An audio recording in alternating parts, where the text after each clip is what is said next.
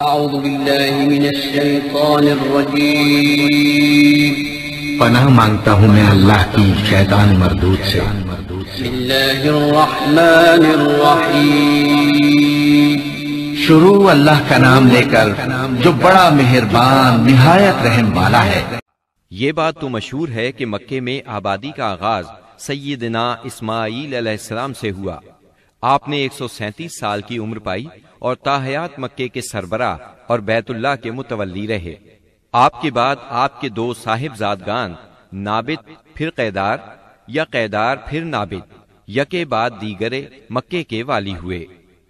ان کے بعد ان کے نانا مزاز بن عمر جرہمی نے اقتدار اپنے ہاتھ میں لے لیا۔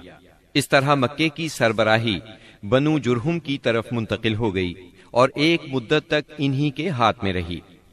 سیدنا اسماعیل علیہ السلام کا زمانہ قریباً 2000 برس قبل مسیح ہے۔ اس حساب سے مکے میں قبیلہ جرہم کا وجود کوئی 2100 برس تک رہا اور ان کی حکمرانی قریباً 2000 برس تک رہی۔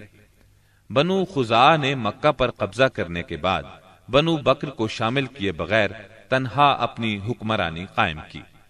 البتہ 3 اہم اور امتیازی منصب مضری قبائل کے حصے میں آئے۔ نمبر 1، حاجیوں کو عرفات سے مزدلفہ لے جانا اور یوم النفر یعنی 13 ذی الحجہ کو مینا سے روانگی کا پروانہ دینا۔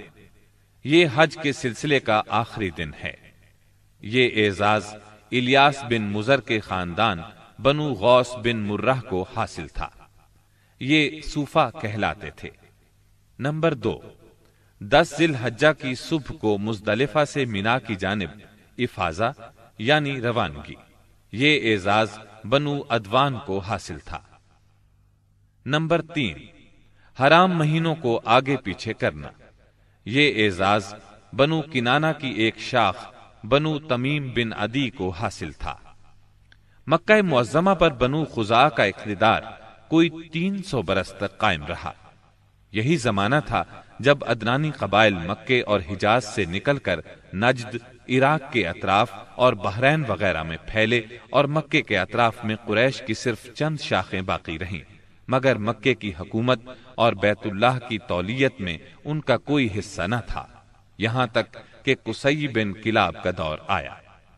قصی نے مکے کا بندوبست اس طرح کیا کہ قریش کو مکے کے اطراف سے بلا کر پورا شہر ان پر تقسیم کر دیا اور ہر خاندان کا ٹھکانہ مقرر کر دیا۔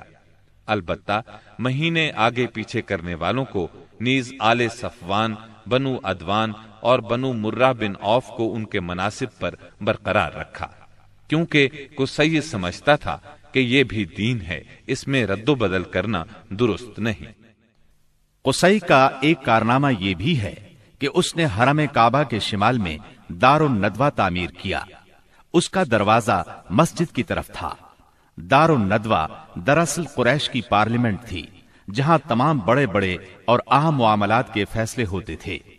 قریش پر دار الندوہ کے بڑے احسانات ہیں، کیونکہ یہ ان کے اتحاد کا ضامن تھا اور یہیں ان کے الجھے ہوئے مسائل احسن طریقے سے طے ہوتے تھے۔ قصی کو سربراہی اور عظمت کے یہ مرتبے حاصل تھے۔ نمبر 1، دار الندوہ کی صدارت، جہاں بڑے بڑے معاملات کے بارے میں مشورے ہوتے تھے اور جہاں یہ لوگ اپنی بیٹیوں کی شادیاں بھی کرتے تھے۔ نمبر 2، لوا یعنی جنگ کا پرچم قصی ہی کے ہاتھوں باندھا جاتا تھا۔ نمبر 3، حجابت یعنی خانہ کعبہ کی پاسبانی۔ اس کا مطلب یہ ہے کہ خانہ کعبہ کا دروازہ قصی ہی کھولتا تھا۔ خانہ کعبہ کی خدمت اسی کے ذمے تھی، چابی بردار بھی وہی تھا۔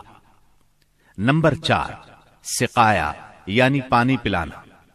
اس کی صورت کچھ یوں تھی کہ حوض میں حاجیوں کے لیے پانی بھر دیا جاتا تھا، اس میں کچھ کھجور اور کشمش ڈال کر اسے شیریں بنایا جاتا تھا۔ حجاج جب مکے آتے تو اسے پیتے تھے۔ نمبر 5، رفادہ یعنی حاجیوں کی میزبانی۔ حاجیوں کے لیے بطور ضیافت کھانا تیار کیا جاتا تھا۔ اس مقصد کے لیے قصی نے قریش پر ایک خاص رقم مقرر کر رکھی تھی۔ یہ رقم حج کے موسم میں قصی کے پاس جمع ہو جاتی تھی۔ وہ اس رقم سے حاجیوں کے لیے کھانا تیار کراتا تھا۔ جو لوگ تنگ دست ہوتے یا جن کے پاس توشہ نہ ہوتا وہ یہی کھانا کھاتے تھے۔ ان کے علاوہ کچھ اور عہدے بھی تھے جنہیں قریش نے آپس میں تقسیم کر رکھا تھا۔ ان کی تفصیل یہ ہے۔ نمبر 1، ایسار یعنی فال گیری، قسمت کا حال دریافت کرنے کے لیے بتوں کے پاس جو تیر رکھے رہتے تھے ان کی تولیت، یہ منصب بنو جمح کو حاصل تھا۔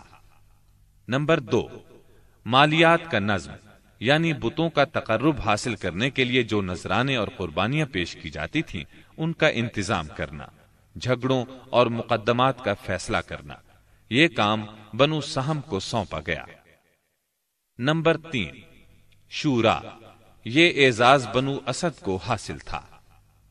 نمبر 4، اشناق یعنی دیت اور جرمانوں کا نظم، اس منصب پر بنو تیم فائز تھے۔ نمبر 5، عقاب یعنی قومی پرچم اٹھانا، یہ بنو امیہ کا کام تھا۔ نمبر 6، قبہ یعنی فوجی کیمپ کا انتظام اور شاہ سواروں کی قیادت، یہ کام بنو مخزوم کے حصے میں آیا تھا۔ نمبر 7، سفارت، یہ منصب بنو عدی کا تھا۔ ہم قحطانی اور عدنانی قبائل کے وطن چھوڑنے کا ذکر کر چکے ہیں۔ ان قبائل میں سرداری نظام رائج تھا۔ قبیلے خود اپنا سردار مقرر کرتے تھے۔ قبائلی سرداروں کا درجہ اپنی قوم میں بادشاہوں جیسا تھا۔ قبیلہ صلح اور جنگ میں بہرحال اپنے سردار کے فیصلے کا پابند ہوتا تھا۔ سردار کو وہی اقتدار اور اختیارات حاصل تھے جو کسی بادشاہ کو ہوا کرتے ہیں۔ حتیٰ کہ بعض سرداروں کا یہ حال تھا کہ اگر کبھی وہ بگڑ جاتے تھے تو ہزاروں تلواریں بے نیام ہو جاتی تھیں، اور وہ یہ بھی نہیں پوچھتے تھے کہ سردار کے غصے کا سبب کیا ہے۔ اب رہا سیاسی حالات کا مسئلہ۔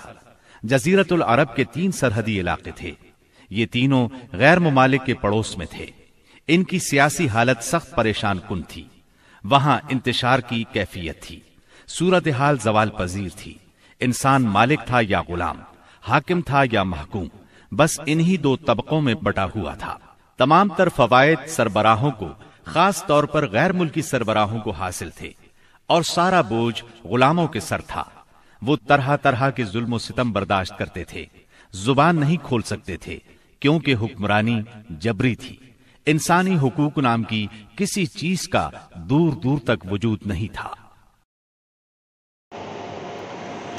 اگر آپ کو میری ویڈیو پسند آئی ہو تو میرا چینل سبسکرائب کرنا نہ بھولیں اور بیل آئیکن پر کلک کریں۔ جزاک اللہ خیرا۔